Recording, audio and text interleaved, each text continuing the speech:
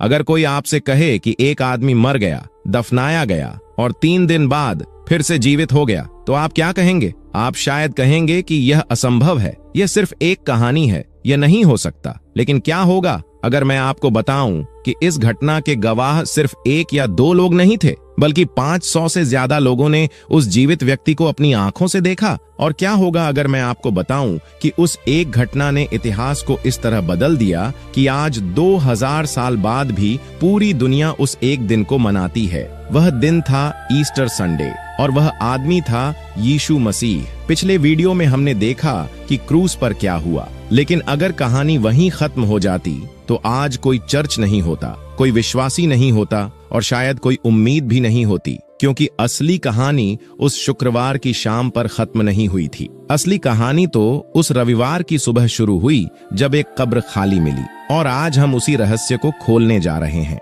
लेकिन आगे बढ़ने से पहले, अगर आप विश्वास करते हैं कि यीशु मसीह मृत्यु को जीत कर जी उठे, तो नीचे कमेंट में हल्लेलुयाह वह जी उठा जरूर लिखें। गुड फ्राइडे की शाम यरूशलेम में एक अजीब सी खामोशी छा गई थी। वह भीड़ जो कुछ घंटे पहले क्रूस पर चढ़ाओ चिल्ला रही थी, अब अपने अपने घरों में बंद थी। सैनिक अपनी चौकियों पर लौट चुके थे और यीशु के शिष्य बिखरे हुए, टूटे हुए, डरे हुए यरूशलेम की किसी अंधेरी कोठरी में छुपे बैठे थे। उसी दिन शाम होने से पहले अरिमतिया का यूसुफ नाम का एक आदमी आगे आया। वह यहूदी महासभा का सदस्य था, एक धनी और प्रतिष्ठित व्यक्ति, लेकिन उसके दिल में यीशु के लिए गहरा आदर था और वह यह सब चुपचाप नहीं देख सकता था। मत्ती 27 के वचन 57 और 58 में लिखा है, जब सांझ हुई तो अरिमतिया का एक धनी मनुष्य आया जिसका नाम यूसुफ था और वह भी यीशु का चेला था। उसने पिलातुस के पास जाकर यीशु की लोथ मांगी। यह एक साहसी कदम था, क्योंकि रोमी कानून में जिसे क्रूस पर मार दिया जाए उसका शव परिवार को देना जरूरी नहीं था, अक्सर उसे वहीं छोड़ दिया जाता था। लेकिन यूसुफ ने डर को एक तरफ रखा और पिलातुस के पास गया। पिलातुस ने भी अनुमति दे दी। यूसुफ ने यीशु का शव उतारा, उसे साफ सफेद कपड़े में लपेटा और अपनी ही नई कब्र में, जो एक चट्टान को काट कर बनाई गई थी, उसे सावधानी से रख दिया। मत्ती 27 के वचन 60 में लिखा है, उसने उसे अपनी नई कब्र में रखा जो उसने चट्टान में खुदवाई थी, और कब्र के द्वार पर एक बड़ा पत्थर लुढ़का कर चला गया। वहां मरियम मगदलीनी और दूसरी मरियम बैठी थीं, चुपचाप आंखों में आंसू लिए।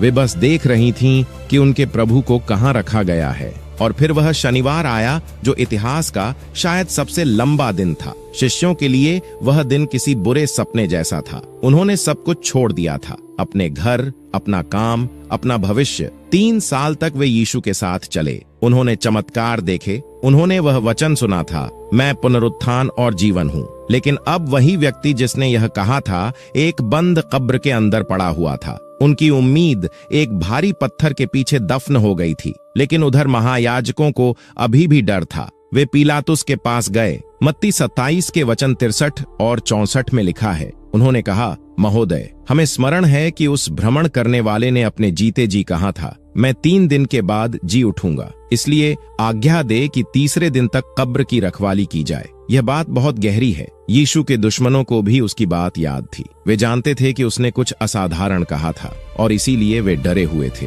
पिलातुस ने रखवाली की अनुमति दे दी। कब्र पर मुहर लगाई गई, सैनिक तैनात किए गए। एक मरे हुए आदमी की कब्र पर रोमी सैनिकों की कड़ी सुरक्षा। इतिहास में शायद यही एकमात्र ऐसी कब्र थी जिसकी रखवाली करनी पड़ी। रविवार की सुबह अभी अंधेरा था, सूरज निकला नहीं था, लेकिन मरियम मगदलीनी और कुछ दूसरी महिलाएं सुगंधित मसाले लेकर उस कब्र की तरफ चल पड़ी। वे अपने प्रभु के शव पर मसाले लगाने जा रही थीं, क्योंकि यहूदी परंपरा के अनुसार यह अंतिम सम्मान माना जाता था। रास्ते में वे आपस में बात कर रही थीं। मरकुस 16 के वचन 3 में लिखा है, वे आपस में कहने लगीं, कब्र के द्वार पर से पत्थर हमारे लिए कौन हटाएगा। वे चिंतित थीं, क्योंकि वह पत्थर बहुत बड़ा था और वे महिलाएं थीं, उसे हटाना उनके लिए संभव नहीं था। लेकिन जब वे वहां पहुंची तो जो नजारा उन्होंने देखा उसने उनका दिमाग खराब कर दिया। पत्थर पहले ही हट चुका था, कब्र खुली हुई थी और जो सैनिक पहरा दे रहे थे वे जमीन पर बेहोश पड़े थे। मत्ती 28 के वचन 2 से 4 में लिखा है, और देखो, एक बड़ा भूकंप हुआ, क्योंकि प्रभु का एक दूत स्वर्ग से उतरा और पत्थर को लुढ़काकर उस पर बैठ गया। उसका रूप बिजली के समान और उसका वस्त्र हिम के समान उजला था। उसके भय से रखवाले कांप उठे और मरे हुए के समान हो गए। जरा सोचिए, जो सैनिक एक मरे हुए आदमी की कब्र पर पहरा दे रहे थे, वे खुद मरे हुओं जैसे हो गए, और वह जो अंदर था वह बाहर आ चुका था। मरियम मगदलीनी कब्र के पास खड़ी रो रही थी। रोते रोते उसने हिम्मत की और कब्र के अंदर झांक कर देखा। यूहन्ना 20 के वचन 11 और 12 में लिखा है, मरियम कब्र के बाहर रोती रही, और रोते रोते उसने कब्र में झांक कर देखा तो 2 स्वर्गदूतों को सफेद वस्त्र पहने देखा, एक को सिरहाने और दूसरे को पैताने बैठे देखा, जहां यीशु का शरीर रखा गया था। 2 स्वर्गदूत, एक सिरहाने और एक पैताने, और बीच में वह जगह खाली थी जहां यीशु का शव रखा गया था। वहां सिर्फ कफन के कपड़े पड़े थे, सलीके से रखे हुए,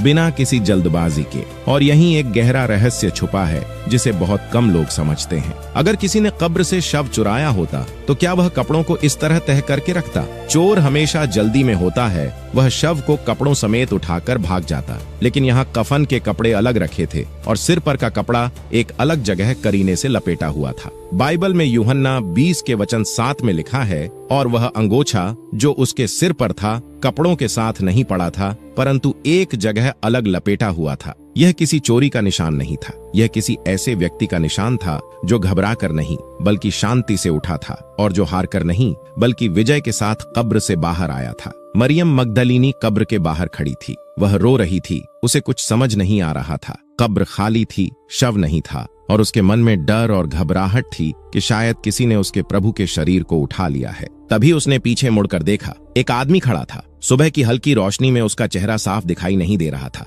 इसलिए मरियम ने सोचा कि यह बगीचे का माली होगा। यूहन्ना 20 के वचन 15 में लिखा है, यीशु ने उससे कहा, हे नारी, तू क्यों रोती है? किसे ढूंढती है? उसने माली समझकर उससे कहा, महोदय, यदि तू उसे कहीं ले गया है तो मुझे बता दे कि तूने उसे कहाँ रखा है, और मैं उसे ले जाऊंगी। फिर उस आदमी ने एक शब्द कहा, सिर्फ एक शब्द, मरियम, बस इतना ही, और उस एक शब्द ने उसकी पूरी दुनिया बदल दी। उस आवाज में पहचान थी, प्रेम था, और एक ऐसी शक्ति थी जिसे वह कभी भूल नहीं सकती थी। बाइबल में यूहन्ना 20 के वचन 16 में लिखा है, यीशु ने उससे कहा, मरियम। उसने तुरंत उसकी ओर मुड़कर इब्रानी भाषा में कहा, रब्बूनी, अर्थात हे गुरु। वह आवाज वही आवाज थी जिसने कभी तूफान को शांत किया था, वही जिसने लाजर को मृत्यु से जीवित किया था, और वही जिसने क्रूस पर अंतिम क्षण में कहा था, पूरा हुआ। अब वही आवाज एक शांत बगीचे में सुबह की ताजी हवा के बीच उसका नाम लेकर उसे पुकार रही थी। मरियम मगदलीनी, जिसे कभी यीशु ने 7 दुष्ट आत्माओं से मुक्त किया था,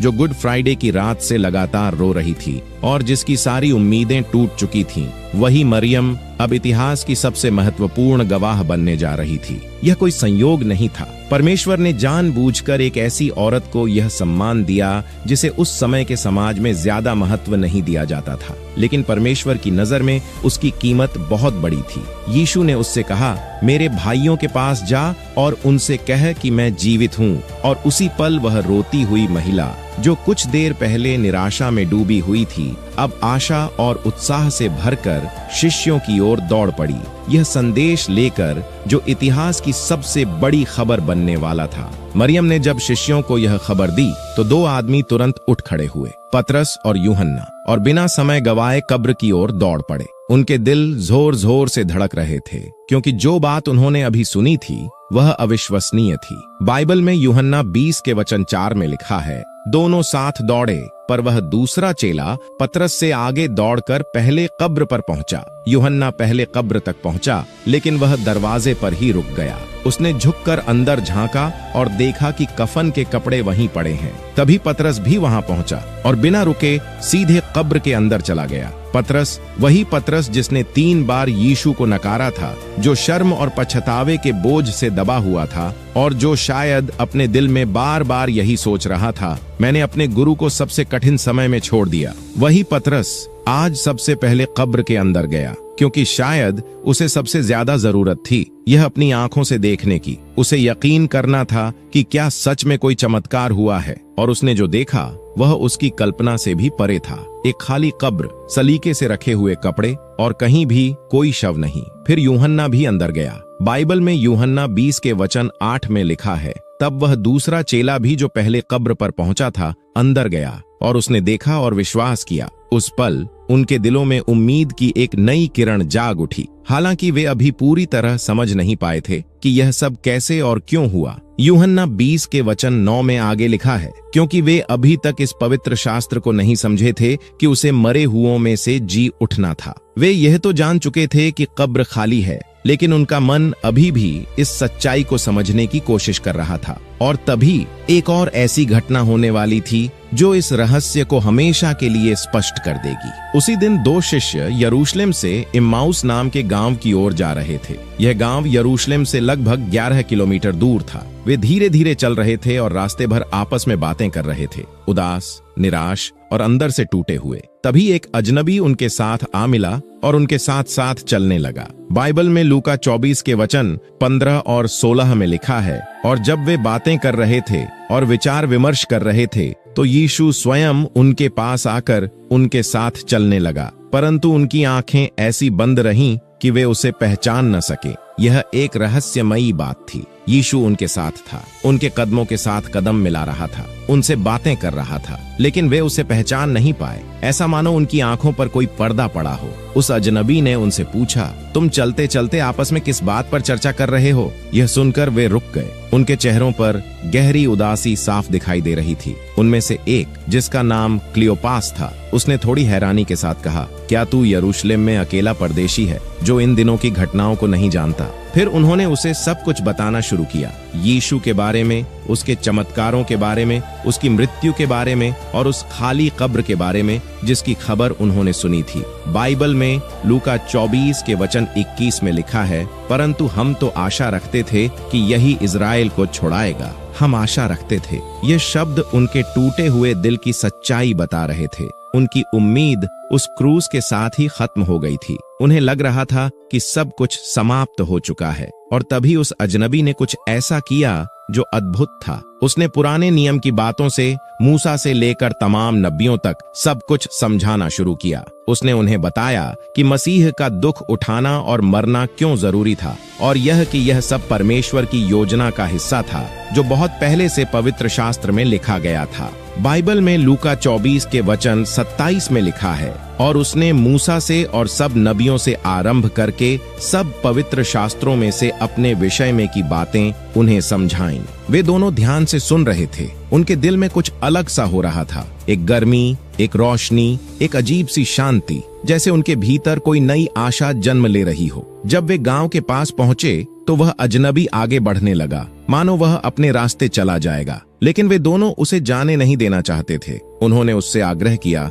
हमारे साथ ठहर, क्योंकि शाम हो गई है और दिन ढल चुका है। तब वह उनके साथ ठहर गया, और जब वे खाने के लिए बैठे तो उस अजनबी ने रोटी उठाई, परमेश्वर को धन्यवाद दिया और उसे तोड़कर उन्हें देने लगा। और ठीक उसी क्षण कुछ अद्भुत हुआ। बाइबल में लूका 24 के वचन 31 में लिखा है, तब उनकी आंखें खुल गईं और उन्होंने उसे पहचान लिया, और वह उनकी आंखों से ओझल हो गया। वह अचानक गायब हो गया, लेकिन वे दोनों वहीं बैठे रह गए, हैरान और गहरी भावनाओं से भरे हुए। उन्होंने एक दूसरे की ओर देखा, और फिर उनमें से एक ने वह बात कही जो उनके दिल में चल रही थी। बाइबल में लूका 24 के वचन 32 में लिखा है, उन्होंने आपस में कहा, जब वह रास्ते में हमसे बातें करता था और पवित्र शास्त्र का अर्थ हमें समझाता था, तो क्या हमारा मन हमारे भीतर जलता नहीं था? दोस्तों, यही ईस्टर संडे का एक गहरा संदेश है। कभी कभी यीशु हमारे बिल्कुल पास होता है, हमारे साथ चल रहा होता है, हमारी बातें सुन रहा होता है,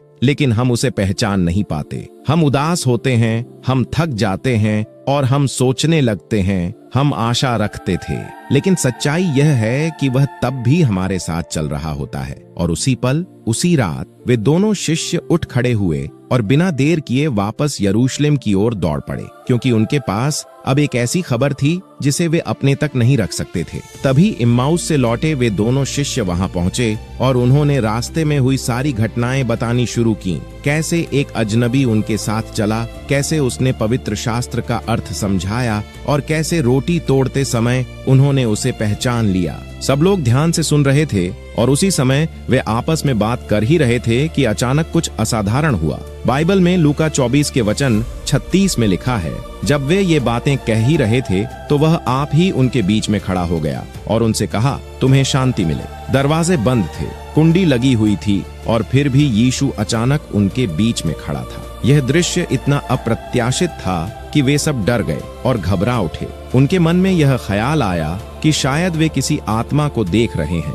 लेकिन यीशु ने तुरंत उन्हें शांत करने की कोशिश की। बाइबल में लूका 24 के वचन 38 से 40 में लिखा है, तुम क्यों घबरा रहे हो और तुम्हारे मन में क्यों संदेह उठ रहे हैं? मेरे हाथ और मेरे पांव देखो, मैं ही हूँ, मुझे छू कर देखो, क्योंकि आत्मा के हड्डी मांस नहीं होता जैसा तुम मुझे देख रहे हो। यह शब्द उनके डर को धीरे धीरे दूर करने लगे। वे समझने लगे कि यह कोई सपना नहीं है, न ही कोई भ्रम, बल्कि वही उनका गुरु उनके सामने खड़ा है, जीवित, वास्तविक और पूरी तरह उपस्थित। फिर यीशु ने कुछ ऐसा किया जिसकी किसी ने कल्पना भी नहीं की थी। उसने उनसे एक साधारण सी बात पूछी, क्या यहाँ तुम्हारे पास कुछ खाने को है? बाइबल में लूका 24 के वचन 41 और 42 में लिखा है, जब वे आनंद के मारे अभी विश्वास नहीं कर रहे थे और अचंभे में थे, तो उसने उनसे कहा, क्या यहाँ तुम्हारे पास कुछ खाने को है? और उन्होंने उसे भुनी हुई मछली का एक टुकड़ा दिया और उसने वह मछली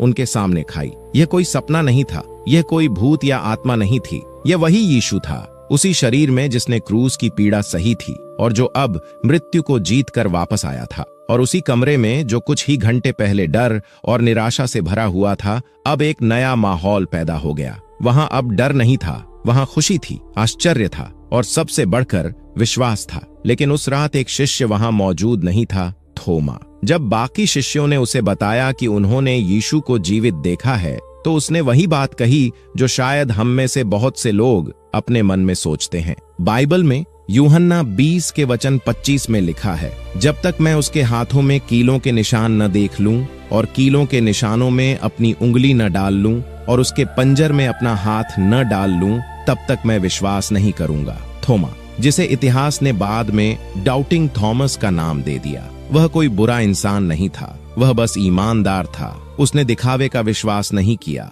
उसने सच्चाई जानना चाहा, उसने वही कहा जो उसके मन में था। 8 दिन बाद शिष्य फिर एक जगह इकट्ठे हुए। इस बार थोमा भी उनके साथ था। दरवाजे फिर बंद थे, माहौल फिर सावधान और शांत था और तभी अचानक वही घटना दोबारा हुई। यीशु उनके बीच आ खड़ा हुआ, लेकिन इस बार वह सीधे थोमा के पास गया। बाइबल में यूहन्ना 20 के वचन 27 में लिखा है, तब उसने थोमा से कहा, अपनी उंगली यहाँ लाकर मेरे हाथ देख और अपना हाथ लाकर मेरे पंजर में डाल और अविश्वासी मत हो परंतु विश्वासी हो। यीशु को थोमा की हर बात पता थी। वह उस समय कमरे में मौजूद नहीं था, फिर भी उसने उसकी हर शंका, हर शब्द और हर डर को सुन लिया था। यह दिखाता है कि यीशु हमारे अनकहे सवालों को भी जानता है। और उसी पल थोमा, जो कुछ दिन पहले कह रहा था, जब तक नहीं देखूंगा विश्वास नहीं करूंगा, अब पूरी तरह बदल चुका था। वह घुटनों पर झुक गया और उसके मुंह से वे शब्द निकले जो इस पूरी कहानी का सबसे शक्तिशाली कन्फेशन बन गए। बाइबल में यूहन्ना 20 के वचन 28 में लिखा है,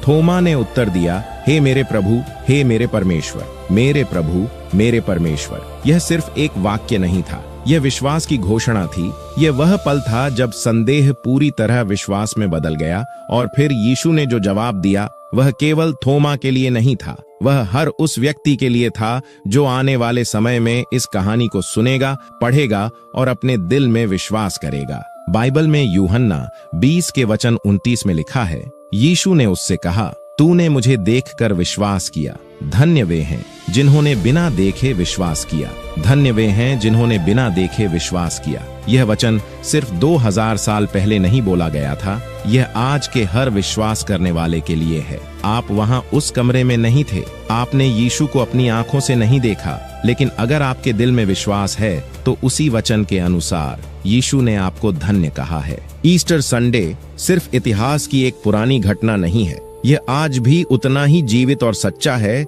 जितना 2000 साल पहले था। यीशु का पुनरुत्थान हमें 3 ऐसी शक्तिशाली सच्चाइयां देता है जो हर इंसान की जिंदगी को बदल सकती हैं। पहली सच्चाई, मृत्यु अंत नहीं है। हम सब मृत्यु से डरते हैं, अपनी मृत्यु से, अपने प्रियजनों की मृत्यु से, लेकिन यीशु के पुनरुत्थान ने यह साबित कर दिया कि मृत्यु आखिरी शब्द नहीं है। यूहन्ना 11 के वचन 25 और 26 में लिखा है, यीशु ने उससे कहा, पुनरुत्थान और जीवन मैं ही हूँ। जो मुझ पर विश्वास करता है वह यदि मर भी जाए तो भी जिएगा, और जो कोई जीवित है और मुझ पर विश्वास करता है वह कभी नहीं मरेगा। जो यीशु पर विश्वास करता है उसके लिए मृत्यु एक द्वार है, दीवार नहीं, एक नींद है, अंत नहीं। दूसरी सच्चाई, आपके पाप माफ हो सकते हैं। यीशु क्रूस पर क्यों मरे? हमारे पापों के लिए। और वे क्यों जी उठे? हमारे उचित ठहराए जाने के लिए। बाइबल के रोमियो 4 के वचन 25 में लिखा है, वह हमारे अपराधों के कारण पकड़वाया गया और हमारे धर्मी ठहराए जाने के लिए जिलाया गया। इसका मतलब है कि आपका सबसे बड़ा पाप भी माफ हो सकता है, आपका सबसे गहरा दर्द भी ठीक हो सकता है, और आपकी सबसे अंधेरी रात के बाद भी एक नया सवेरा आ सकता है, एक नया ईस्टर संडे आ सकता है। तीसरी सच्चाई, आपके अंदर भी वही शक्ति है। वह शक्ति जिसने यीशु को मुर्दों में से जिलाया, वही शक्ति आज आपके जीवन में भी काम कर सकती है। यह केवल इतिहास की बात नहीं है, यह आज की वास्तविकता बन सकती है। बाइबल के रोमियो 8 के वचन 11 में लिखा है, और यदि उसका आत्मा जिसने यीशु को मुर्दों में से जिलाया तुम में बसता है, तो जिसने मसीह यीशु को मुर्दों में से जिलाया वह तुम्हारे मरणहार शरीरों को भी अपने आत्मा के द्वारा जिलाएगा। वही आत्मा आपके टूटे हुए रिश्तों को फिर से जोड़ सकता है, आपकी मरी हुई उम्मीदों को फिर से जगा सकता है, और आपकी जिंदगी में वह सुबह ला सकता है जो अभी रात जैसी लग रही है। शायद आज आप उन स्त्रियों जैसे महसूस कर रहे हैं जो मसाले लेकर कब्र की तरफ जा रही थीं, थके हुए, उदास और निराश। शायद आप थोमा जैसे हैं, मन में सवाल है, विश्वास करना मुश्किल लग रहा है। शायद आप पतरस जैसे हैं जो गिर गए, जिन्होंने इनकार किया और अब खुद से शर्मिंदा हैं। लेकिन ईस्टर संडे का संदेश यही है, यीशु उन सबके पास गए। उन्होंने किसी को नहीं छोड़ा, किसी को ठुकराया नहीं, और वह आज भी आपके पास आना चाहते हैं, उसी प्रेम और धैर्य के साथ। बाइबल के प्रकाशित वाक्य 3 के वचन 20 में लिखा है, देख मैं द्वार पर खड़ा हूँ और खटखटाता हूँ। यदि कोई मेरी आवाज सुने और द्वार खोले तो मैं उसके पास अंदर आऊंगा और उसके साथ भोजन करूंगा और वह मेरे साथ। वह आज भी खड़े हैं, आपके दिल के दरवाजे पर शांति से और प्रेम के साथ लगातार दस्तक दे रहे हैं। क्या आज आप अपना दिल का दरवाजा खोलेंगे? अगर आपके दिल में भी आज कोई नई उम्मीद जागी है तो आइए हम सब मिलकर एक छोटी सी प्रार्थना करें। हे प्रभु यीशु, आज हम उस सुबह को याद करते हैं जब अंधेरा था लेकिन आप उठ चुके थे, जब कब्र बंद थी लेकिन आप बाहर आ चुके थे, और जब शिष्य रो रहे थे तब आप उनके बीच आ गए। हमारी जिंदगी में भी कुछ ऐसी चीजें हैं जो मरी हुई लगती हैं, कुछ रिश्ते, कुछ उम्मीदें और कुछ सपने। आज ईस्टर संडे पर हम आपसे वही पुनरुत्थान की शक्ति मांगते हैं जिसे कब्र नहीं रोक सकी, जिसे पत्थर नहीं रोक सका और जिसे बंद दरवाजे भी रोक नहीं सके। हे प्रभु, हमारे दिलों में आइए, हमें नया जीवन दीजिए और हमें वह जीवित आशा दीजिए जो कभी नहीं मरती, क्योंकि आप जीवित हैं आज भी और हमेशा के लिए। आमीन। अगर इस ईस्टर संडे की सच्चाई आपके दिल तक पहुंच गई है तो इस वीडियो को लाइक करें, नीचे कमेंट में हल्लेलुया वह जी उठा जरूर लिखें, और इस वीडियो को अपने दोस्तों के साथ शेयर करें ताकि यह आशा का संदेश और भी अधिक लोगों तक पहुंच सके। परमेश्वर आप सभी को आशीष दे। जय मसीह की।